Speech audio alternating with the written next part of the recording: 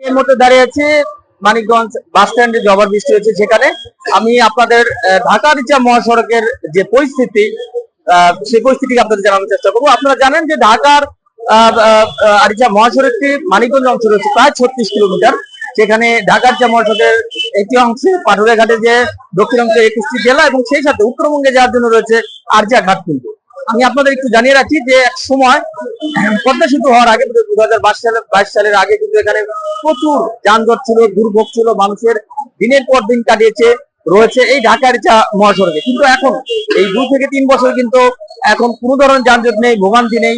মানে একটি আতঙ্ক রয়েছে যে এই ঢাকা রিচা মহাসড়কে একটি বাস চলে, যেটি দানব বাস বলে আখ্যায়িত করা আছে সেলফি পরিবহন। আপনারা জানেন যে পরপর 2 দিন কিন্তু এই সেলফি পরিবহনে কিন্তু দুর্ঘটনা ঘটেছে। গতকালকেও ধামরাই অংশে ঢাকা রিচা মহাসড়কে একটি দুর্ঘটনা ঘটেছে। আমি আপনাদের একটু দেখানোর চেষ্টা করি যে ঢাকা আরিচা মহাসড়কে কোনো ধরনের যানজট নেই, আপনারা দেখতে পাচ্ছেন, এবং খুব একদম ক্লিয়ার রাস্তা রয়েছে। যে আপনারা এখন এই আরিচামুখী বা পাটুরিয়ামুখী যে অংশ আপনাদের দেখানোর চেষ্টা করবো। পাশাপাশি আপনাদের দেখানোর চেষ্টা করবো সিএনজি এবং ছোট যে যানবাহন গুলো রয়েছে সেই যানবাহন গুলোর কারণে দুর্ঘটনা ঘটেছে। 3 চাকার যে যানবাহন গুলো রয়েছে আপনারা দেখছেন যে শহরের অংশে যাওয়ার জন্য যে অংশতে প্রচুর পরিমাণে যানবাহন দেখা যাচ্ছে। সেই সাথে যদি আপনাদের দেখায় যে বাস স্ট্যান্ডে কিন্তু রয়েছে প্রচুর পরিমাণে, যদি আপনাদের দেখায় যে গাড়ি কিন্তু উল্টো পাশে রয়েছে, যে গাড়িগুলো ঢাকার উদ্দেশ্যে ছেড়ে যাবে। মূলত মানুষজন কিন্তু ঢাকা চাচ্ছে। এই 21 জেলার মানুষজন পদ্মা সেতুর কারণে কিছুটা কম হলেও এখনো কিন্তু 21 জেলার মানুষজন প্রচুর যাতায়াত করে থাকে এই ঢাকা আরিচা মহাসড়কে। আর আরেকটি কথা জানিয়ে রাখি যে এই মহাসড়কে এক সময় প্রচুর পরিমাণে যানজট ছিল, সেই যানজট কিন্তু এখন আর নেই। আর এই এখন আমরা কয়েকজনের সাথে কথা বলবো যারা এই দীর্ঘদিন মানিকগঞ্জে রয়েছেন এবং এই ঢাকা রিচা মহাসড়কের পরিস্থিতি সম্পর্কে জানেন। এখন আমরা একজনের সাথে কথা বলবো, আসলে কেমন কেমন যাত্রা কেমন হচ্ছে মানুষের? হ্যাঁ, ইজ্জত আলহামদুলিল্লাহ খুবই ভালো আছে। আগে তো অনেক জাম থাকতো মানিকগঞ্জ বাস স্ট্যান্ড শহরে, ঢাকা আরিচা মহাসড়কে অনেক জাম থাকতো। 2-3 বছর যাবত বাস স্ট্যান্ডে সেরকম জাম নাই। মানুষ আইন শৃঙ্খলতার প্রতি অনেক ভালো তারা দেখাচ্ছে এবং মানুষের যানজটের ভোগান্তি থেকে অনেকটাই কমে আসছে। এটা কি আইন শৃঙ্খলা পরিস্থিতির কারণে হচ্ছে না চার রোড বা কি কারণে মনে হচ্ছে যে আসলে এত সুন্দর পরিবেশে মানুষ যাতায়াত করছে?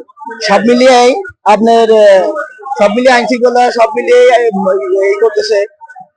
আপনার যানজটটা কমছে, যেমন 4 লেনের রাস্তা করছে। 4 লেনের রাস্তার কারণে ডিভাইডেড করে দিয়েছে 2 সাইডে।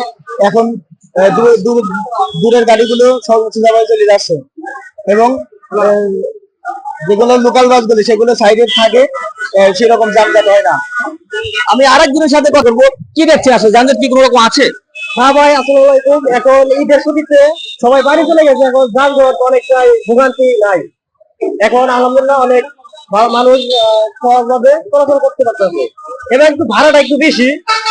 আচ্ছা, আমরা অন্য যেমন ভাড়া আসলে কোথা থেকে কেমন ভাড়া নিয়েছি? যেমন নয়ডিঙ্গি থেকে ভাড়া 20 টাকা ছিল আগে, এখন 30 টাকা 40 টাকা, যার কাছে যে রকম পারতেছে নিতেছে।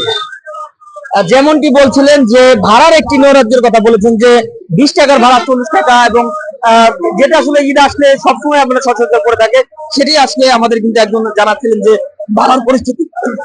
আমি আরেকটু জানিয়ে রাখি যে ঢাকার যে মহাসড়কটি রয়েছে সেখানে কিন্তু কোনো ধরনের যানজট নেই। আমি এতটুকু ছিল আমার কাছে। মাহিদুল ইসলাম মাহি, এনটিভি অনলাইন, মানিকগঞ্জ।